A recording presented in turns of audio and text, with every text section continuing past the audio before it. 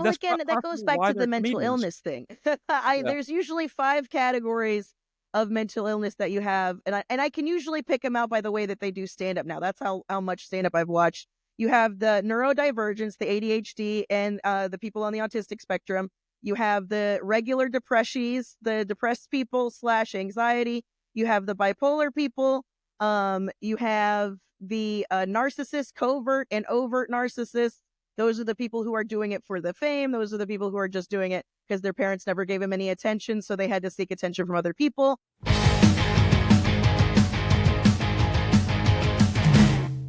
Hey, everybody, how you doing? Welcome back to the Another Nobody podcast with me, your friend, Travis Myers. I'm very excited about today's guest, Miss Carmen Morales, a very, very funny young comedian who you may know from one of her HBO specials or possibly from one of the different films or television appearances she has made. She's a blast. I love this girl. I love hanging out with her. She's a funny, funny person. And that's enough nonsense from me. Let's get with Carmen.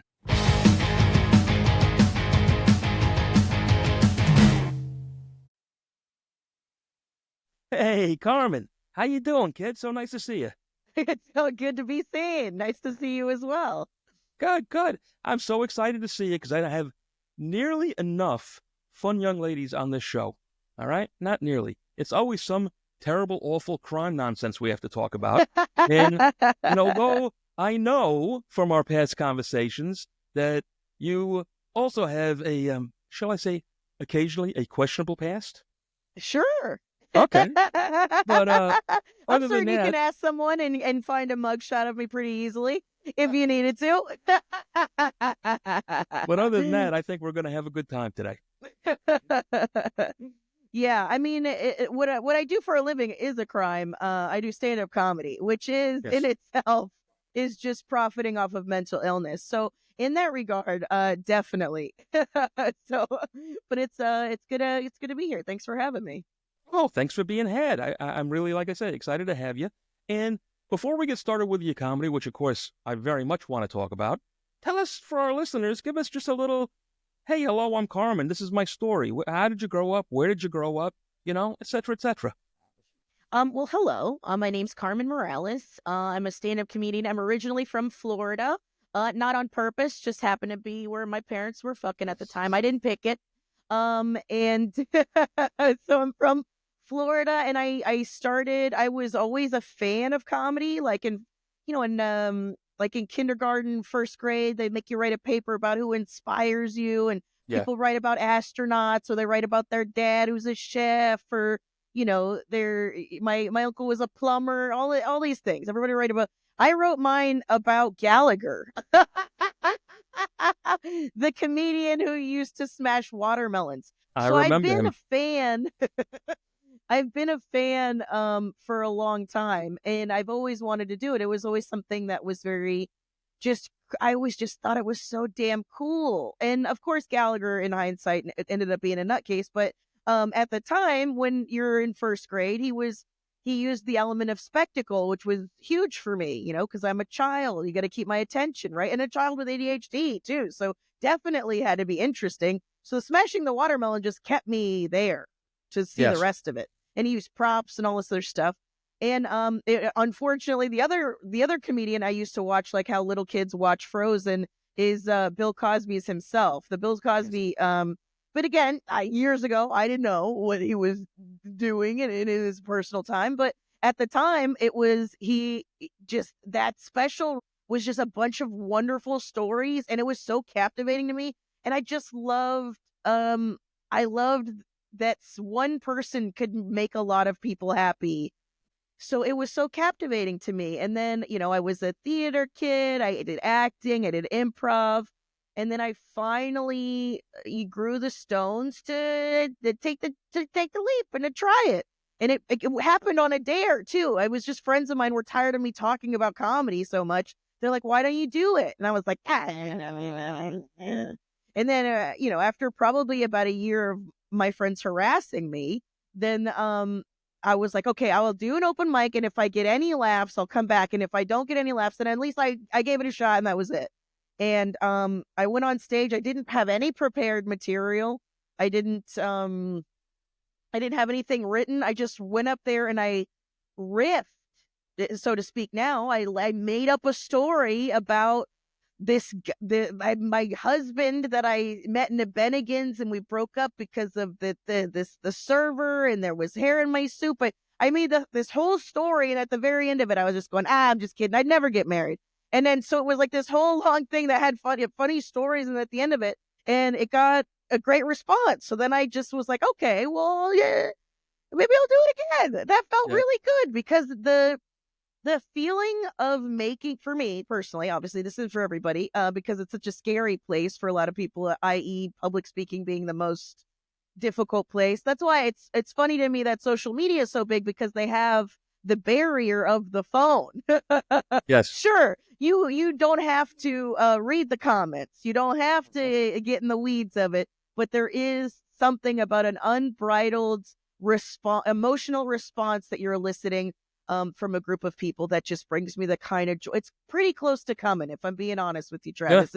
It's really high up there. The kind of, and it just provides so much dopamine for me. And as an ADHD lady, dude, I'm constantly chasing dopamine. I get why a lot of comedians go to drugs, because to keep that feeling, you got to look for something synthetic to keep it. So I just do more stand Yes. up. And I just really wanted to never not do that again. So I did whatever I could. I lived out of my car for 6 years and didn't really live anywhere, which when I say that to young people, they think it's insane because I'm a woman, you know. But I was also a brassy woman. My mom was from Queens. My dad was literally an insane person. He was a bipolar Cuban man who also used to be much more of a criminal than I ever was, you know? Yeah. You wouldn't, if you had what was the big thing if you had any big construction equipment on a loosely locked up site, you wouldn't want to see my dad coming when he was younger, because he when he immigrated here, they were in Jersey, so he was a Jersey guy, Oh, which okay. is So where a lot, your Newark your a lot. your your family's roots are from the Northeast, and up from where I am. Yeah. Yeah. So my dad, it was he was one of the, what's it called? What's the, like, Sea Caucus and Newark, and that's like we're like big hub for a lot of Cuban immigrants. Very, very Um, Cuban. Jersey City was back in mhm, the day was very, very Cuban. yeah, Jersey City. My dad always used to go out to Jersey City. Yeah. They lived a little bit further in, I think, but he was always in Jersey City. Hmm. And then if it was a big night, he would go to the city, the big, New York City. But so yeah, when you have, I mean, I really think all stand-up comedy is people trying to make their mental illness profitable. It is a way to get, you know, to be able to, because it does make you feel good. It does make you feel better.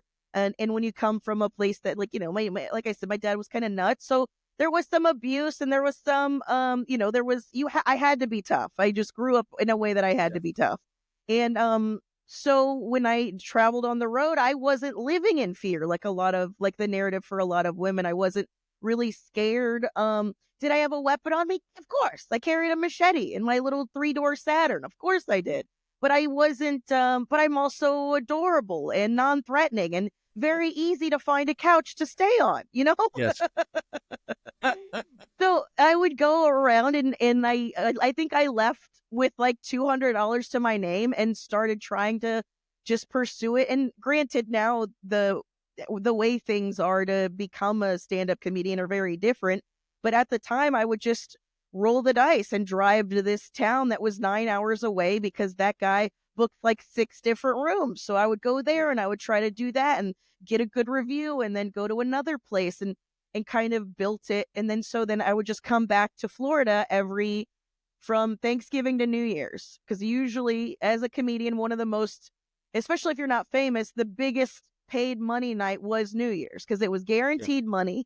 And everybody knew that everybody's paying for a champagne toast. So you get paid more. There's So, a thing that a lot of people don't, I guess the public maybe doesn't realize too, Hmm. much like music, from my music background, there is almost a season for it too. Like you said, from Thanksgiving to New Year's, it Mm. is that after the start of school, once all the back to school nonsense is over, right through Christmas and into New Year's is when all the bars and clubs and things are hopping, you know? And Yeah. January and February, it's over. You're done, you know? Hmm. And even though Well, it that picks see up that in the spring and regionally, summer, that's regionally because like December is always big because then there's company Christmas parties. exactly, People are throwing. They exactly. always want to have entertainment. But New Year's specifically is the biggest payday if you're not doing corporates, if you're not doing anything like that. But the kiss of death for stand up is usually the summer, especially if you're in the Midwest or something like that. Because when people are snowed in all winter, they don't want to be in a basement listening to somebody talk about their dick or their family or whatever. They want to be in a beer garden, drinking out in the fresh air while they can have it. Yes. So it's a hard sell for stand up over. So if anybody is listening, please go see stand up in the summer and make somebody very happy because not enough people go out. Um so yeah, so I just kind of like bounced around and for like 6 years and then I was like, man, if I'm gonna live in New York or LA, because that was like the move to do, to stop like living on the road, I was like, I haven't had any real financial responsibility. So I gotta go somewhere and learn some before because again, when you're just paying for car insurance and your phone, and your hotels or whatever. So and I was couch surfing again. I'd spend a couple weeks here. I watched my friends' kids for them while I stayed there. There was a lot of bartering going on. It was it was actually very socialism for me. If it wasn't for all of the other people, I definitely wouldn't have been able to pursue it. But there is a kindness in people when they see you pursuing something and being willing to sacrifice everything for it that they jump on board Yes. and they're like, yeah, I want to assist in this happening. I have no desire to do it. I love that you're doing it, but it is not my thing. And I don't, but here, stay here. And Like that kindness of strangers kind of thing, where, again, the music world is the same thing. Bands go all over the place and stay in people's apartments, in their basements, in their houses, on their couches. We have yeah. hosted it at our home because we're part of it. We're part of this world, you know? Mm-hmm.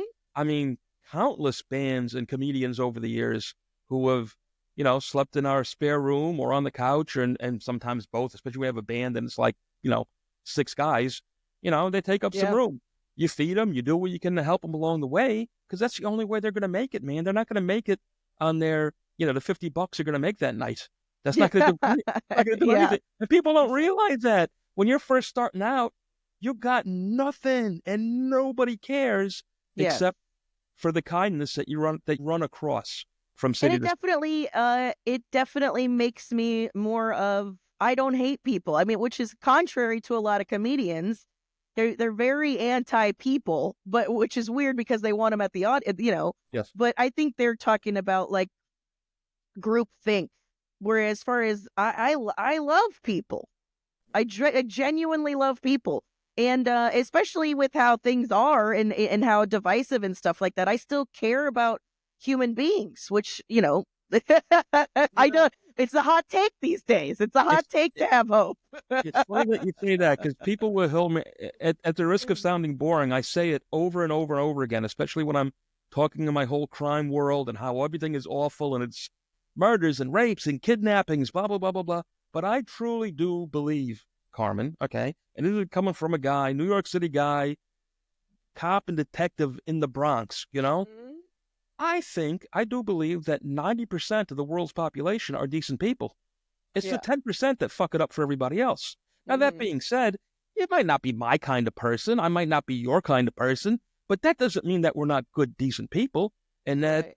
you know, again, I'm not inviting you over for Thanksgiving.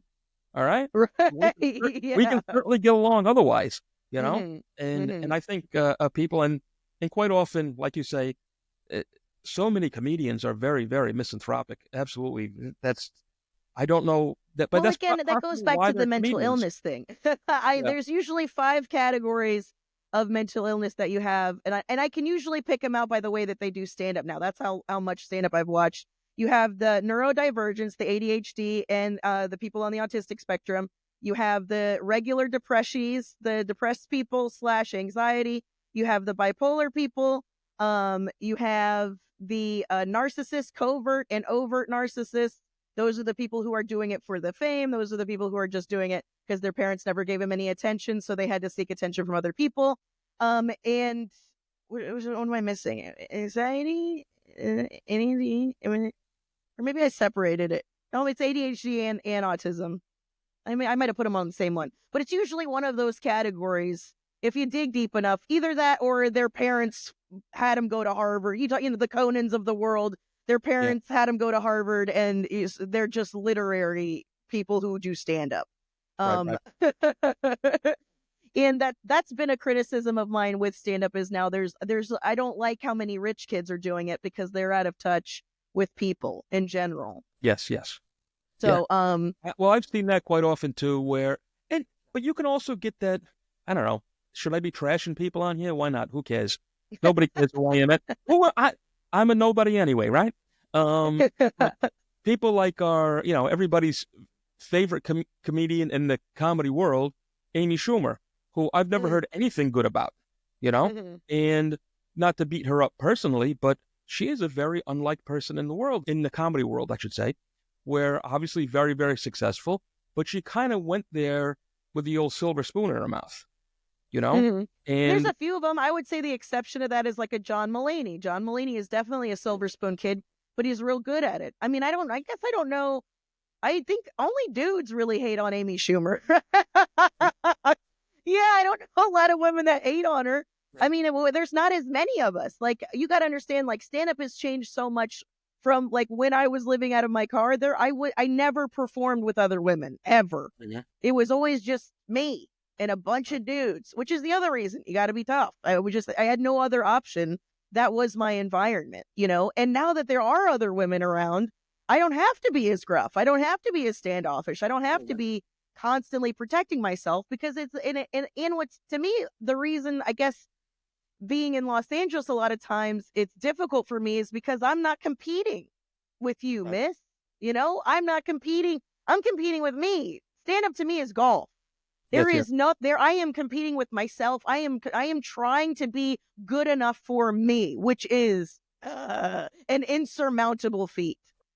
And I feel like that's part of where people get fucked up with this stuff is they're constantly comparing themselves to others. And I feel like that's across the board. Anything you're doing when you're just looking on somebody else's paper, you're fucking up on your own test, so to speak.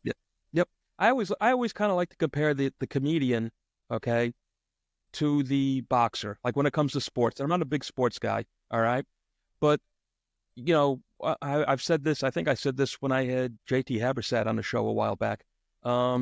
That the comedian is like a boxer in that a boxer doesn't have a team behind him. He goes into the ring and it's him against another guy. One guy loses, the other guy wins. That's it. The difference with a comedian is it's you on stage and you got to fight a whole audience of people for those laughs. So it is a tough, ballsy thing to get up there, and I give you guys all the credit in the world because it's something that I know I couldn't do. I don't have the balls to get up there and do that. And I'm a pretty ballsy guy, but I can't see me getting up there and. But it's a different kind of pain, is what it is. I imagine to be up there and be like because people ask about bombing and stuff like that. It's you get numb to being, which is also, I guess, I never really thought about it this way myself until right this moment. But you can get numb, especially somebody who bombs a lot, you can get numb to people not liking you. And I think that's why some comedians have kind of gone into this like almost a villain role that they're doing where it's like they'd rather get groans instead of making people laugh, or they'd rather like offend people than make people laugh.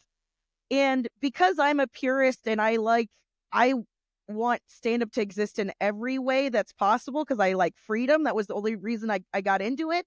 And that's why I stayed. That's why I gave up having healthcare, gave up having a family, gave up all of that.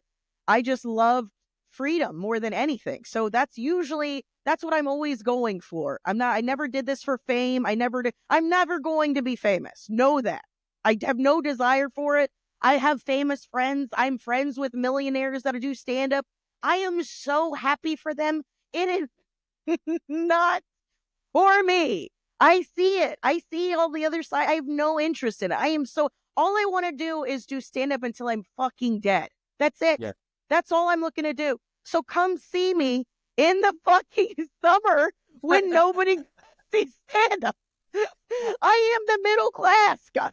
I am low middle class, but I'm trying to stay in the middle somewhere, without dying, impoverished. So, like, I never lost. Some people they're like, oh, that's such a young comedian mentality, or you just go into it for that, but eventually it's for something else. And I know we live in America. I know we live in a capitalistic society. I know I need money to survive, but I truly don't have any interest in having it when it comes to me acquiring it at the detriment of other people. No interest. The whole reason I got into this was to be free, make people feel good.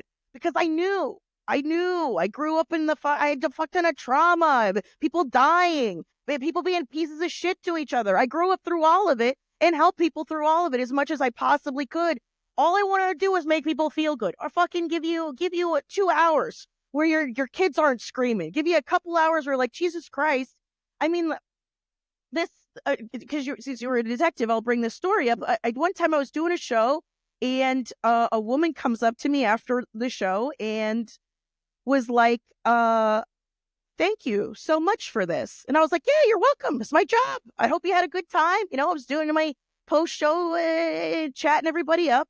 And she goes, no, she's like, I'm a detective, and I had a dead kid in my arms earlier today. And for a couple of hours, I wasn't obsessively thinking about that. I wasn't depressed. I wasn't fucking misanthropic. I wasn't a bummer for a couple of hours. Thank you for being able to make me do that. And a lot of people can't do that. And there's no amount of fucking TikTok videos that are really going to be able to make that happen. It's a live experience, and there's nothing like it. It's unbridled. It's why, in a crumbling empire, I'm still the fucking celloist on this Titanic, trying to make people feel good. And no, it was a pleasure playing for all of you, and I will be playing my symphony of dick jokes till we're all dead. That's my role. It's unfortunate when you find your purpose and you get it, and then you're like, well, you got to use it to make money. And that's like, well, okay, but Yeah. but some of that, sometimes it takes away from it, and I've been trying. You saw I've been doing some acting things. I'm trying to do other shit, but it's just because not enough people leave their house, like, especially over the last, since COVID, a lot of people don't want to leave their house anymore. They'd rather stay cozied up in a hole and stare at their phone, which is also fine. I also think that's fine as a distraction tactic, but I would also still like to exist. COVID gave us such a terrible beating, but even more so, and I'll ask you what you think, but even more so are, these stupid phones that we all walk around with. There was a time, I know, I used to own bars and pubs, and we used to do music. We did live music in there. We had a little punk rock dive, and we would do shows when things were great. We do like 4 shows a month. It was hopping, man. And at the end of the night, I mean, we would have bands play until 4:00 in the morning. We'd have to force people to leave. If you do a show now, all right? Oh, you got to be done by 9:30. Well, The show would have to be at 5 p.m. Nobody to get anybody to go there. Nobody cares. They're all out there with their little camera that they hold over their head, take a picture, say, look what I did today, and they're done at midnight. We used to not even start shows until midnight, and now it's just over. That the younger people, and granted, I know I'm an old man now, but the younger people, everybody that's below 40, just doesn't party the way they used to. They just don't, and it's sad, There's a couple things. I will defend young people on a couple things. One, we found out how bad alcohol really is for us. Yes. So there's that. And then 2, they're being bombarded with information, which is mentally exhausting. Yes. You had the opportunity to go through your day without knowing anything that was happening in China, without knowing anything that was happening 2 boroughs over. You had the luxury of being able to be present, exist right here without being Absolutely, I bombarded agree. with That's mostly exactly what I'm negative saying. information. So I also get it, because I mean, I've made this joke a couple times on stage where I'm like, I don't know why young people don't want to come out to stand up. I was like, what do I got to do? Start doing brunch shows? And the amount of applause that people give me when they're like, yes, do a fucking brunch show. I'm like, so you could be in bed by 8 p.m.? I go, that's part of the reason why these boomers hate on the young people, is because they're stealing all their shit. They're stealing all their thrifting. They're going to garage sales and shit. They're going to bed by 7 p.m. That's all old people shit. They're crocheting. You know what I'm saying? They're taking all the old people's shit. Well, we used to say, used to say just a couple of years ago when I was still doing the bar thing, we used to Mm-hmm. call all the millennials young fogies.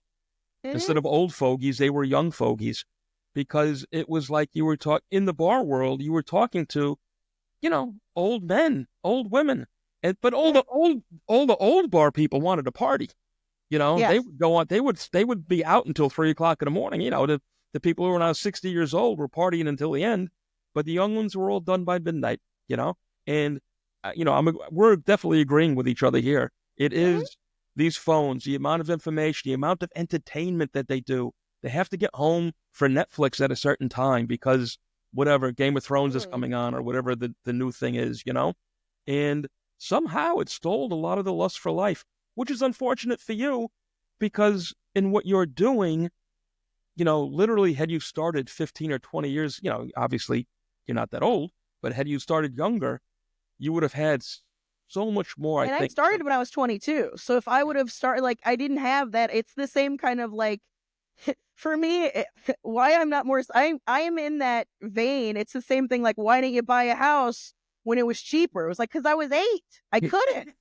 Yes. I'm sorry, I couldn't buy a house when it was so affordable to buy one and make all his money. It's the same thing, because I'm an older, I'm a millennial as well, but older. It's the same reason why my entire generation grasps on to nostalgia so much, is because that was the time in our life where we were able to think freely and have the enough silence and quiet, and I mean mental quiet, where you could have creative thoughts and stuff like that. Like, it's we're bombarded constantly, and it's to keep people from being creative, because when you're creative, a lot of times you're rebelling against the status quo. You're not doing things the way, I mean, think Yes. if you think about, my entire generation has been passive aggressively rebellious against the system that we came up in.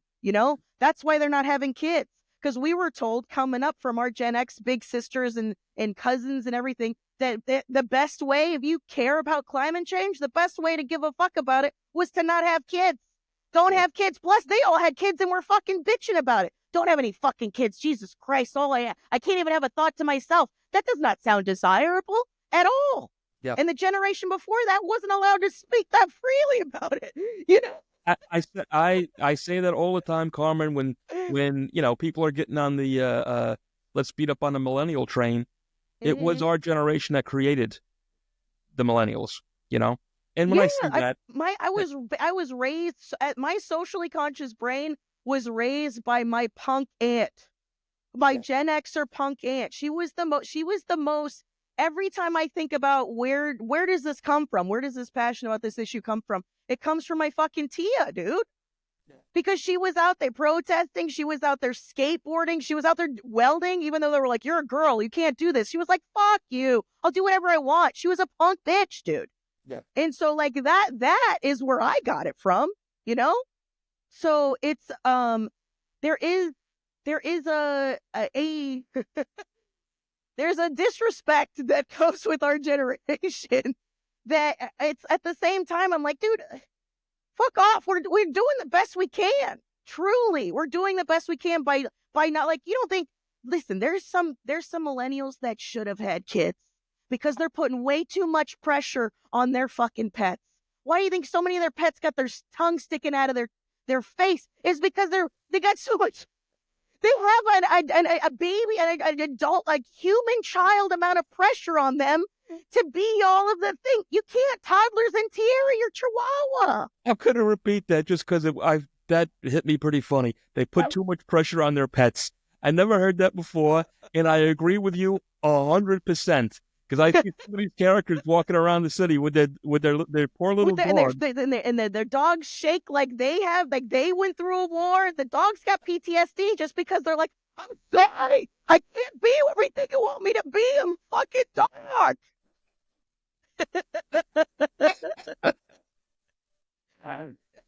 Oh, yep. So, anyways, I go see see it. a stand-up comedy show in the summer. I said all that to say. Sorry, you got me Oh, rolling. oh Ugh. man. Let me take a breath for a second. And you know what? While I take that breath, when I take that breath, we're going to take a little break right now, and then we're going to come right back because, as much as you are a working class journeyman of a comedian, you have had some successes that I want to hear about. All right. All right. Let's do So, it. so let's take a break just for a second.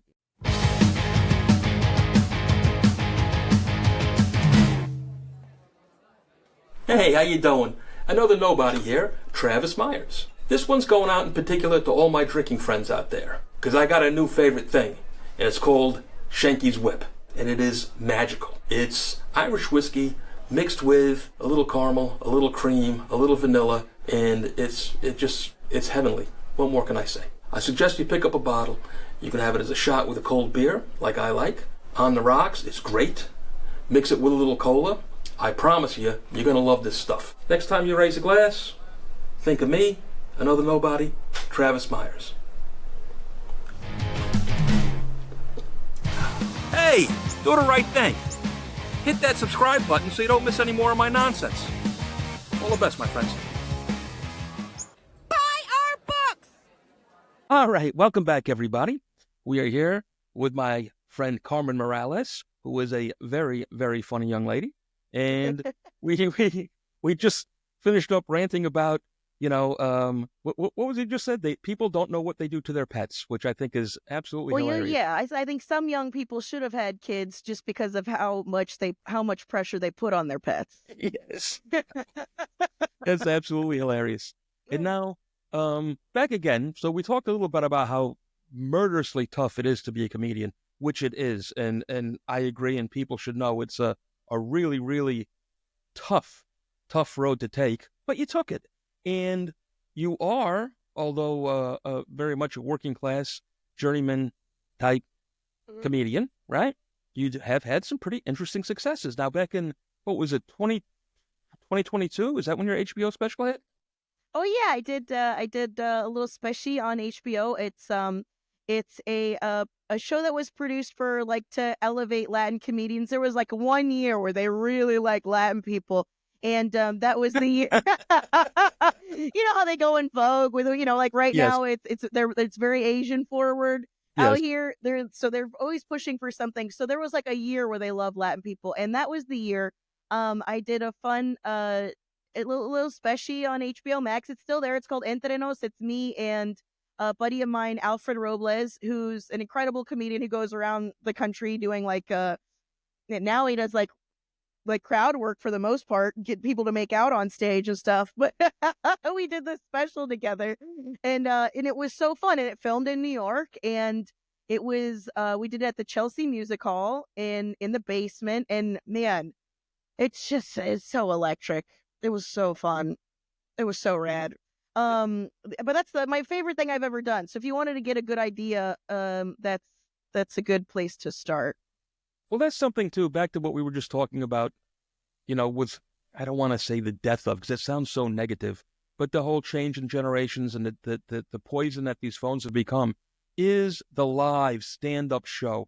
Just like going to a small club and seeing a live band, it is electric. It is magic. It can be life-changing at that moment. Yeah. Granted, it might only be, 10, 20, 30 minutes on stage, but when it rocks, it fucking rocks, When it And resonates with you in a way that's just like you feel it's a perfect place for you to laugh, feel seen, understood, or watch absurdity. Like that's the other thing too, is it's just a hilarious, there's an energy. There's no way to describe it without me getting all weird and woo woo about it, but there's an energy exchange that happens, yes, and being in a room of everybody else having the same emotional response. There's something about that is you can't film.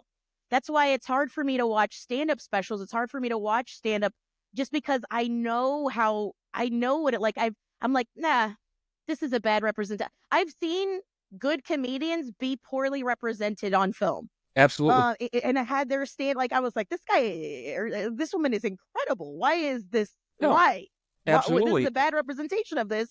And it's because that there's that transition. And I do think, and it's because the producer is a stand-up fan. So he did capture it as best as he possibly could. So I will say that I did think he did a good job, and it was because he kept us involved. It wasn't like they just film us and then you don't get to see how it is until it shows up at the end, which is how a lot of it is, but takes feedback and cares about what the comedians think, And again, we're insane people. Don't take everything into consideration that we say, but some of it, some of it.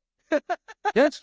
Well, no, and again, back to the same thing. You can't watch taped live music on Oh, television. Is live music gets me high too. Like before I did It's got to stand up, be I live. used to go to karaoke. I used to go to like 10 concerts a year. Anytime I had if I had a good merch weekend or I sold a bunch of merch or something, that money was going for a ticket to see something or someone. Yep, yep. It was an exchange because for me it was also like I love performing arts. So whatever I'm making money, I'm putting that back out into the things I want to keep existing. Yep.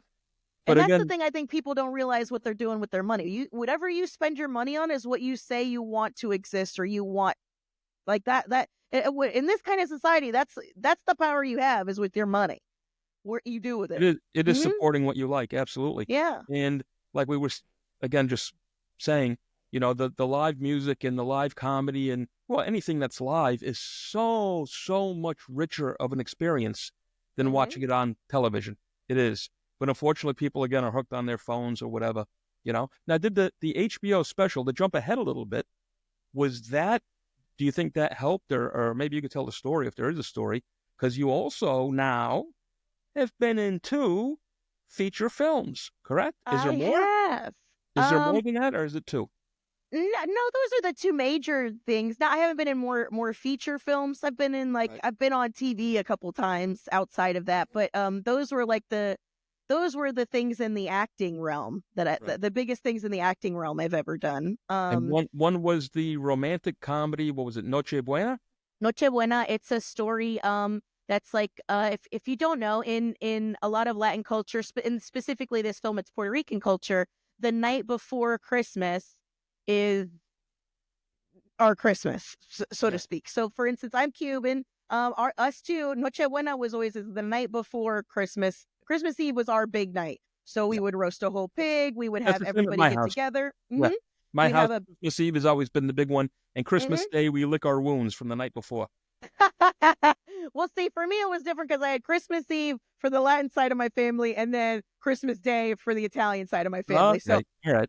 it was 2 days of nothing but eating, is what it was. So we had a full pig Christmas Eve, and then I had a brujol and all the pasta and the lasagna and chicken parm that day, the 7 fishes, all that stuff. Yeah. So it was a big deal. So like I had a friend of mine that I actually ironically I did theater with in high school. He was making a movie and he was just like, "Oh, I saw this character in here and it immediately reminded me of you. Would you be willing to do would you be willing to audition for it?" And I was like, "Sure, absolutely." And I did, and I was just familiar with not only the culture but this event and being a best friend to someone, and like so it was. I had plenty to pull from to enrich this character. But it's a romantic comedy Christmas movie. But what's great is it really does transcend culture because it really is about family dynamics. It's about friendship. It's like the things you do for your friends. Like there's a moment in the film where ugh, I have to be a distraction and to do some unnecessary shots I didn't want. Like there's plenty of stuff that you got to do. You just helping your friend out, Yeah. Yes. and so that was super fun. And then the other film that I did was called Andy Somebody, and I liked doing that one as well because it was definitely out of my wheelhouse, and um Well, that's also a comedy, but it's kind of like an action crime comedy, right? Yes. Yeah. And what was cool about it is the role that I ended up getting was written for a dude and was written for I think they wanted like a dude from Pakistan. Is the how they wanted this Hmm. character to be played by. And I went in to audition for a completely different role.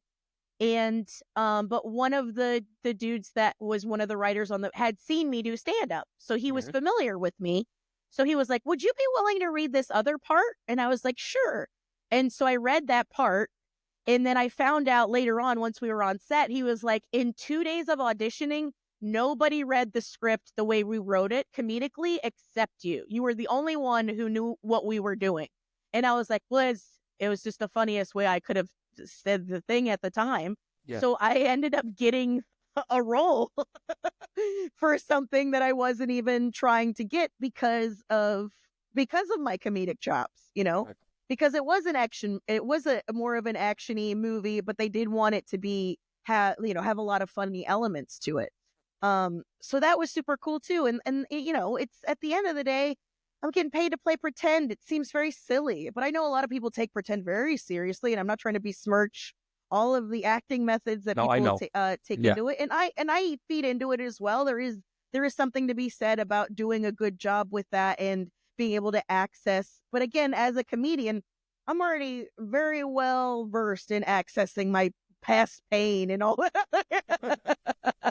That's where this lunacy comes from. So I'm acutely aware. So I think in that regard, it gives comedians a little bit of a leg up in the acting space.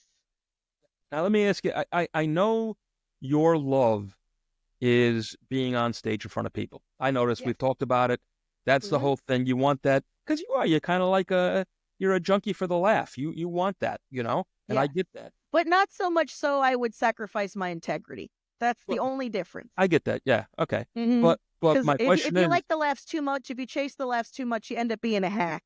So yeah, I talk to comedians about this. This might be too heady, but I talk to comedians about this. Where what is the goal for you personally when you're on stage? And for me, again, being a chick with ADHD, Latin, white passing, like all of this stuff that I have, having PCOS, so like being hormonally neutral, being closer to a they them chemically than I was fucking wanted to be, but it happened. All of that stuff is I'm constantly just trying to be understood. So that's what I'm trying to do on stage through laughter. Some people are trying to change minds, some people are trying to, get people to see their point of view. Some people are trying to, there's a lot of different motivations. But for me, I'm just trying to be understood and explain to you why I see things the way that I see so that's it. So through laughter, I'm just trying to be understood. where I wanted to go with that though, my question is, Mm. so I know how much you love the stand up. Do Mhm. you see though a new door opening with the acting? Is this something that you also like and that you want to I did pursue? like it. Yeah. I did like it. And at the end of the day, if I'm asking the childhood me, all I've ever really wanted to do is be a cartoon character. Yeah. And so stand up is the closest stand up is the closest thing I could think of Yeah. that's based in reality where I could be.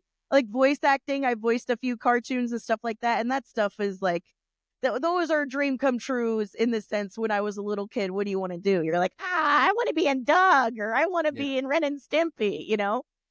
So It's funny. I got a little story for you, a very okay. short one. But talking about the cartoon character and how you'd like to be one. Hmm. My lovely bride, Christine, and me have been together for 35 years now. Can you believe that? 35 years we've been together. That's nice. We not fell in love, but she knew I was the guy for her, and I knew she was the girl for me because she was a waitress in a diner, Hmm. and they had Bugs Bunny playing on the television, and we turned out we were both the biggest Bugs Bunny fans, and Same. that's what hooked us because Bugs Bunny has always been my hero, and when as a rough and tumble guy, you Hmm. know who do you look up to? Who's my tough guy has always been Bugs Bunny because he beats him with his brain. Yeah, He beats him same. with his He cleverness. yeah, And and he was also charming enough oh where yeah, you would overlook his bad behavior. absolutely, absolutely. It was, Bugs Bunny was both of our heroes, and that's what made it click for me and her. Mhm. So I still watch old Merry Melody episodes with my boyfriend. We watch because he's also a Looney Tunes kid. So like yeah, we both well, we love like that. those were the ones I used to watch. Those it's the same thing. It was like two stand-up comedy specials and Looney Tunes because those were the ones that were on the most because they were free then. Because you got to think about these are like episodes from the 50s and 60s that are being played in the 80s. So it was cheap. It was cheap programming for television. Mhm. So I just used to watch those over and over and over. And I had the Merry Melodies VHS tapes, and I just used to watch them over and over and over and over again. And I didn't understand any of the political references that were happening in them at all because, again, child. But Yes. I just loved how smart he was. And I loved how he was also a little trickster and a prankster. And I was a little bit mischievous as a little bit. I was mischievous as well as a kid. So it all resonated with me. Yeah, well, he was again the perfect hero to me, and I always what was the one line he said? If you want to chastise me, try psychology. Yeah. He was just such a funny character. I love Bugs Bunny. So, but so again, your home, your life is stand up, and the movies are kind of a side thing for you. Mhm. I mean, I still don't get me wrong. It's not like I'll do it if I feel like. I mean, I'll be had if and whenever they have me. It is work that I do currently actively try to get. But yeah, what fuels me creatively and dopamine wise and all of that is stand up, and it always will Yeah. be. So, well, as far as your characters in the film, I know I mentioned this to you before, but I want to bring it up.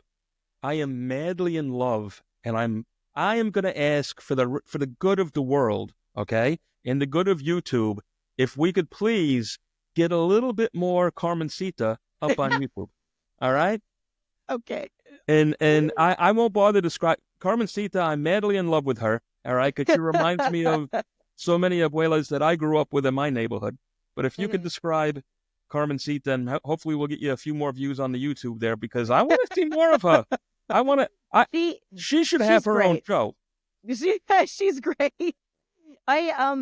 She came off just kind of as a bit. I was like a friend of mine was doing a Christmas show over COVID, and he was doing like a live show, and I was in Florida at the time, so I couldn't be part of it. He was like, "Well, will you submit like a sketch or something we could play for the Yeah, audience there to contribute to it?" And I was like, "Sure." And I couldn't think of I was like trying to come up with something, and I was like, "Well, I've been doing this I've been doing Carmen Cita for a long time. She's been since high school. She's been a character of mine that I've been doing. And for those of you who haven't listened to it, it's just a little old Spanish lady that's a little bit judgy, but in the sweetest way possible. yes. She's like sweetly petty, not petty, but sweetly judgy. Oh, Oh, but I mira, know that's her. nice, pero mira, you don't look nice in that dress. That's what You I so love pretty, about pero her. I don't like the way it shaped your face. Like she's just one of those characters, and she's delightful. And I had no idea how well it was going to be received. So I just threw it up on you. It was like I had a bunch of people follow me from it and it was like 2 minute video. Yeah, And then and I did another one for Halloween again, and it's just very very silly. I play video games, and I stream on Twitch, and a lot of times that's one of the things that the viewers can achieve is they can do the Carmencita interruption. We'll all have to play video games as right. Carmencita. So, I'm playing Call of Duty, and then I'm I'm screaming as this little old Latin lady. And so I definitely had no idea how well received she was going to be.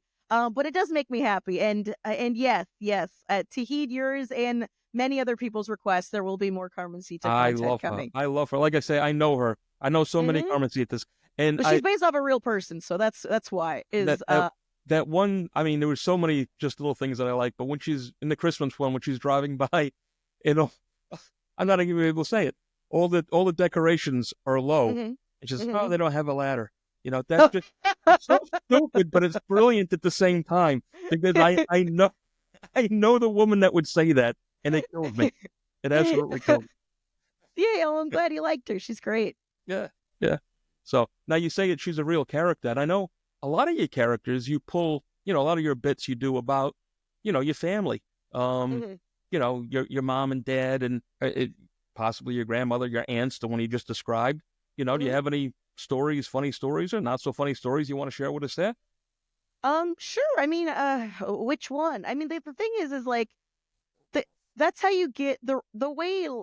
I mean, to talk about how okay, as much as I make fun of acting, how much I respect it is there's a difference between characters and caricatures. And Yeah. caricatures, that's usually where you get somebody that's just doing a generic Latin voice or a generic like they're Well, just large like broad let me strokes let, of let me people. interrupt you there for a second Sure, sure, because sure. I'm going to agree with you Hmm.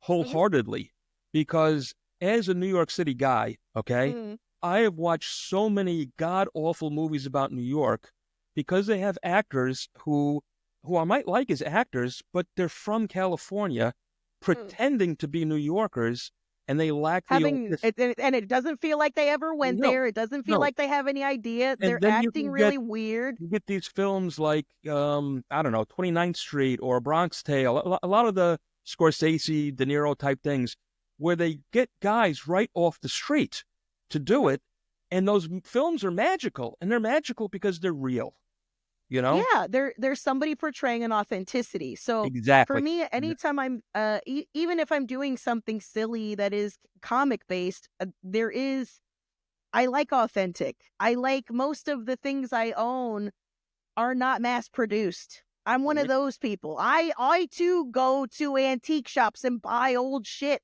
because I think the way that it was designed was cooler than the way it would be now, even though it probably wouldn't last as long. It doesn't matter. But I bring that mentality to this as well. So Carmencita, as silly as those videos are, is based off of my ex's grandmother. I had a Puerto Rican ex, and his grandmother was the most charming, passive aggressive woman I have Yeah. ever met. She Yeah. would, I'm pretty sure one time she called me a whore and I said thank you because I thought it was a compliment. It was just like one of the, like the way she would psychologically manipulate was just incredible and so subtle about it, Yes. so sweet, very proper. And you had no idea. This woman is eviscerating you. And you would have no idea until later on when you're like, I think that bitch was being to me. And and it was just so funny to me and I loved that and that's like what that is kind of that's where the character came birth is when I was dating this guy I went to we did a like a showcase it was like a Halloween showcase so I went as Carmen Sita as a fair so I did a double costume I went as a character dressed up for Halloween as something else Yes. and because I have to make it hard right I have to make it difficult and so it started there and then she just kind of has always been reoccurring throughout my life wherever it would come up she would save my day she would save the day for me and that's kind of what happened in this one particular instance for this because it was my friend Ron Funches he did like and I think that's on IMDb too but I think it was part of that as well where he did like a COVID special we're going to entertain you while you're all stuck inside type of thing and I'm so grateful that I got to be a part of it because now so many people like a lady that has a weird small part in my brain Mhm. permanently. Yeah. Yeah. No, well, I love her. I love her. Uh, another thing I actually I'll bring up. I don't know if you want me to bring it up or not, but I Mhm. think it's something that is really great that you've done on a non-professional comedic type level. You know, Mhm. we just went through all these. Well, you went through it. I had nothing to do with it. These terrible, terrible fires out there in Mhm. Los Angeles, which and I'm not going to get political and crazy. I'm not looking for that kind of thing. But what I Mhm. really want everybody to know, okay, is how you did go out and volunteer and help yourself, you know? And you were helping get supplies, you were bringing stuff to first responders, you were helping out in a big, big way. And as a fellow, for real and for true first responder, one, I know how much it takes to stick your neck out like that. And I want to say thank you for that. And if you want to tell our audience, if you want to talk about it, please tell our audience a little bit about that. Um, sure. I will say this. You weren't prompted to bring this up. This is the thing Yes. about helping. That I especially, and it's probably because I live in Los Angeles, and it's a very uh look at me. It has an Yes. air of very look at me type of that I definitely was doing it before I ever let anybody know about it. Mhm. From the jump because I didn't want it to be.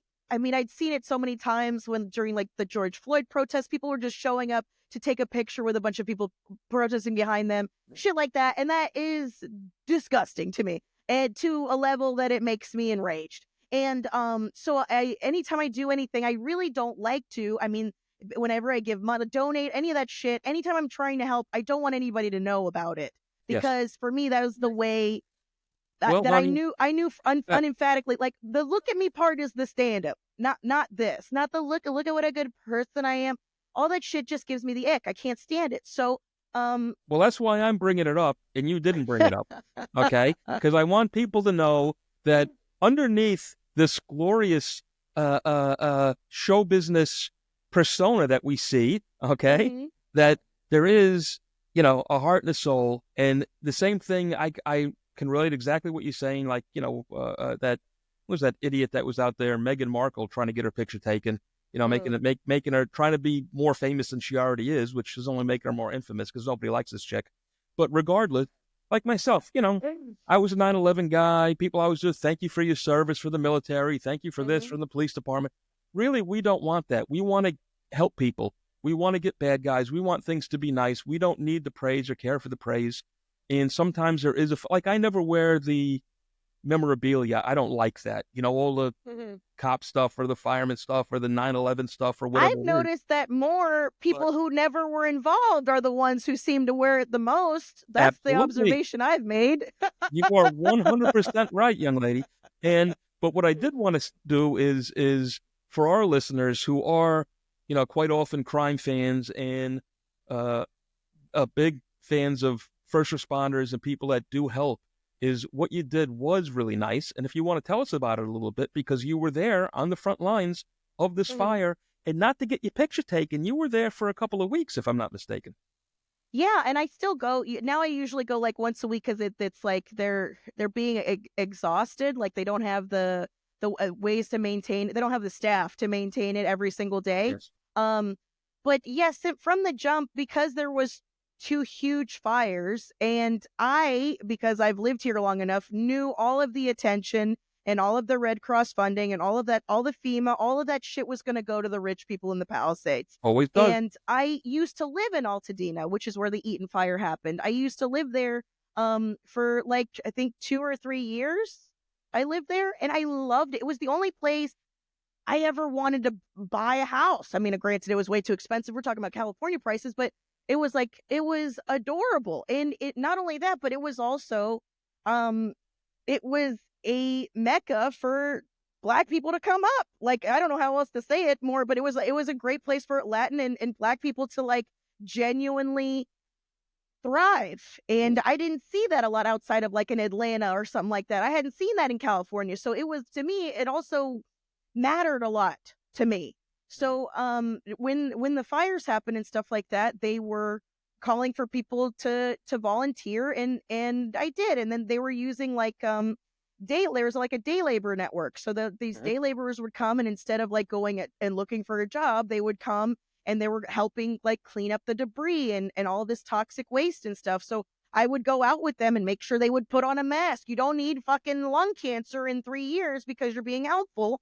But, help them, maybe bring them water. And the thing with first responders is oftentimes they don't want a lot of the shit people are donating. You know what they want? They want fucking Zins. They want fucking nicotine to help keep them awake during all the 12-hour shifts that they're doing and stuff. So it's also listening to what people need and like trying to gather that. And there was a lot of people donating clothes. Like they were just treating this like it was goodwill, and donating dirty shit. Like these people don't have homes. How are they going to wash these clothes?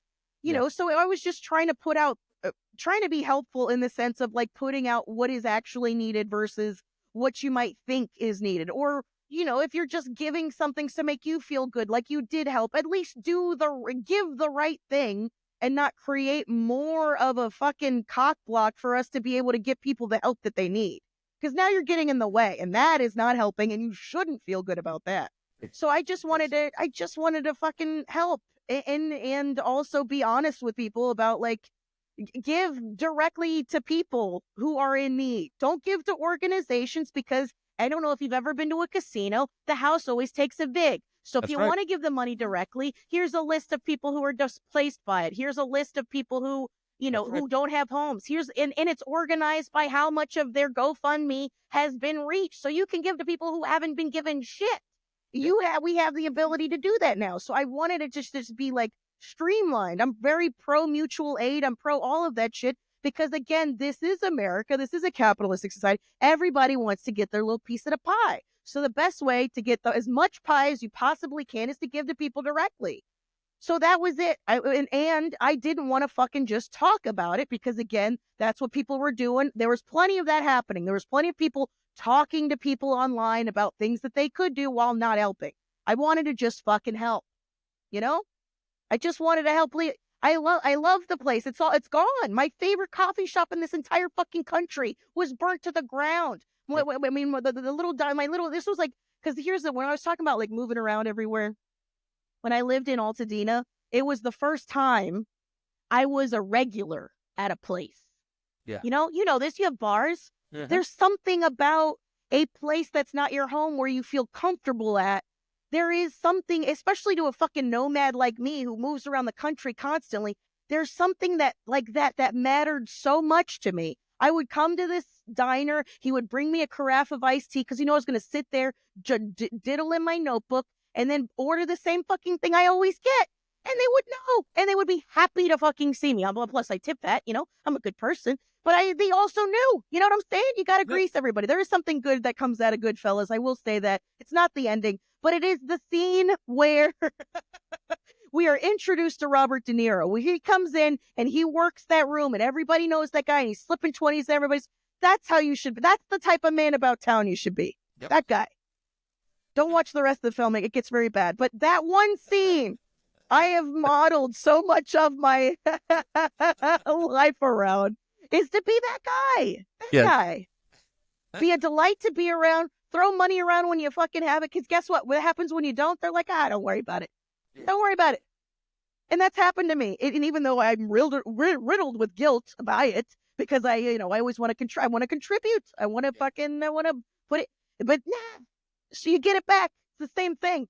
No, but you did good. You did good. You took part. You stuck your neck out, and I'm gonna reverse that thing. Like I say, I always hate it when people do the thanks for your service thing. Thanks for being there. But thanks for being there, Carmen. All right? You did it. You did it. And we appreciate that. And especially, being what we call a civilian, because you did.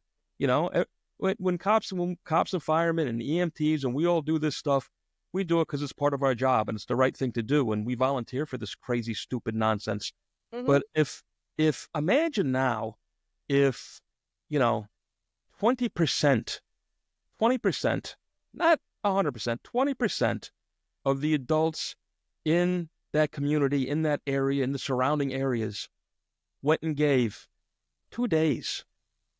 They sacrificed 2 days to do the right thing. Bang. Think the world would be so much better.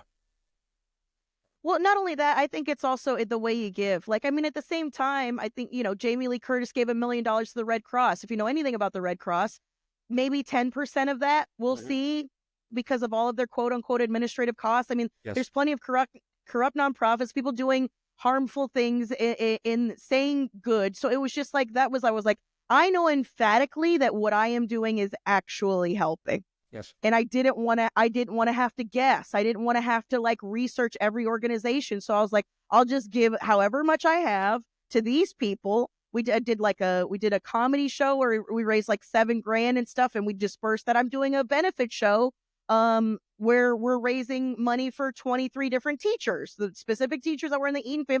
And, I have a buddy of mine that did a show and he raised like $15,000. Like, so we're it's just that, but it's going directly to where it needs to. It's not going through a corporate filter, so to speak. Exactly. So that was the whole thing. It was like, this was directly affecting me. It was like, we were next to be evacuated where I live. We were next. So had they not gotten it contained, we would have been the ones seeking help. So it was also like, all right, well, I didn't get evacuated. I didn't lose my home. I did. So then I know how scary it is especially because it got so goddamn close to me.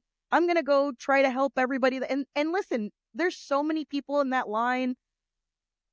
they don't want to admit that they're there. They don't want people to know that they're there. It's embarrassing. It's like Of course. there's all this feeling of like, they don't want to give their name. Like they just like, I don't want to ask for too much. It's like, you lost everything. Babe, tell me what you need.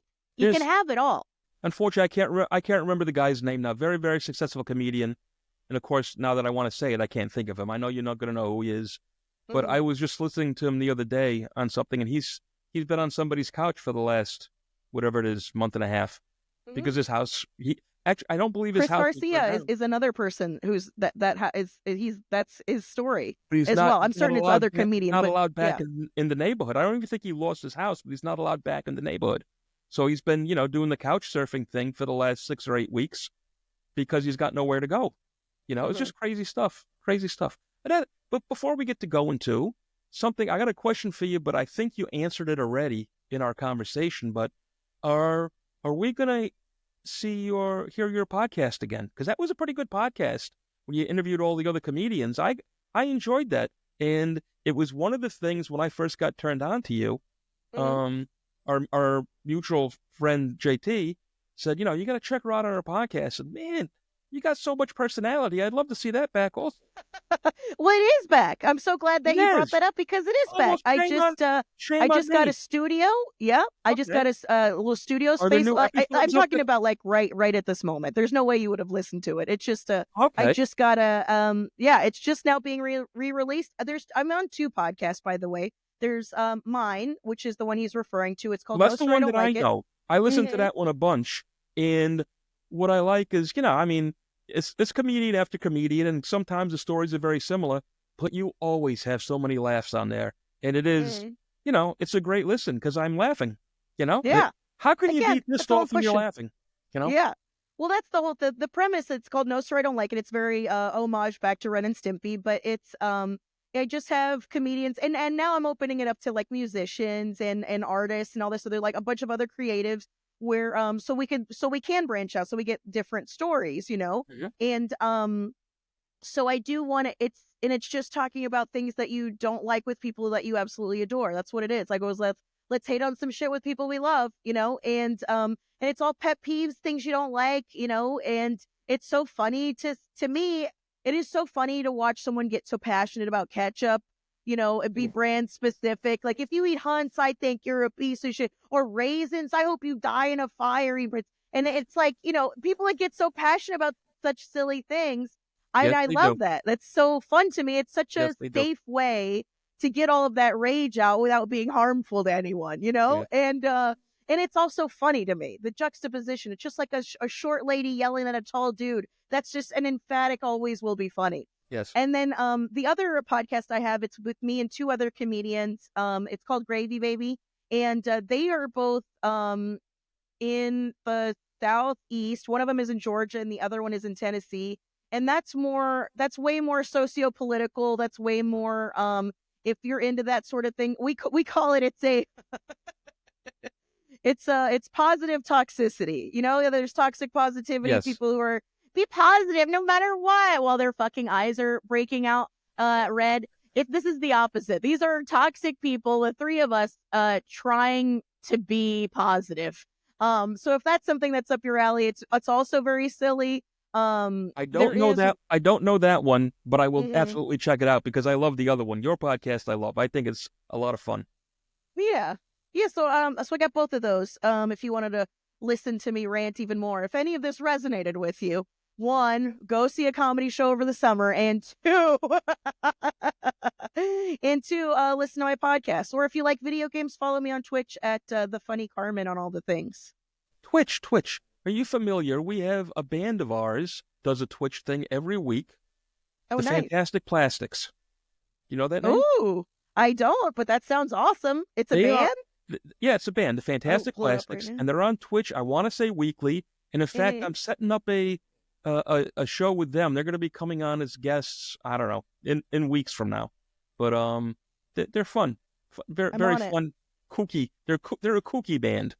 So. Oh, I love it already. Oh, they're so fun, and they screen? wear wigs. Yeah, I looked it up. Cool. I'm on board. Yeah, this is right up my alley. Well, Carmen, let me tell you something. I am so happy you came to sit with me today.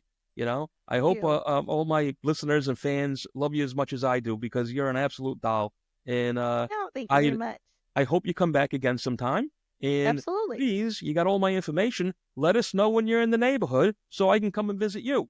Okay? Okay, that sounds great. Please. And you let me know when you're on the West Coast for sure. Absolutely. I will. Mhm. All right. Until next time, my love. It's so nice meeting you. Thank you. Thank you so much for having me. CarmenMorales.com for all of your Carmen Morales needs. And follow me on the assorted social media at The Funny Carmen. Carmen. Please do, everybody. She's a great girl.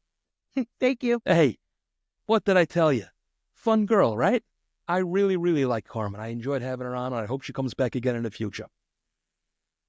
Do what she said. Do the right thing. Go see some comedians this summer, all right? Help support the scene. It's a really, really tough life. Until next time, my friends, do the right thing. Hit that like button, hit that subscribe button, and we will see you next week. All the best.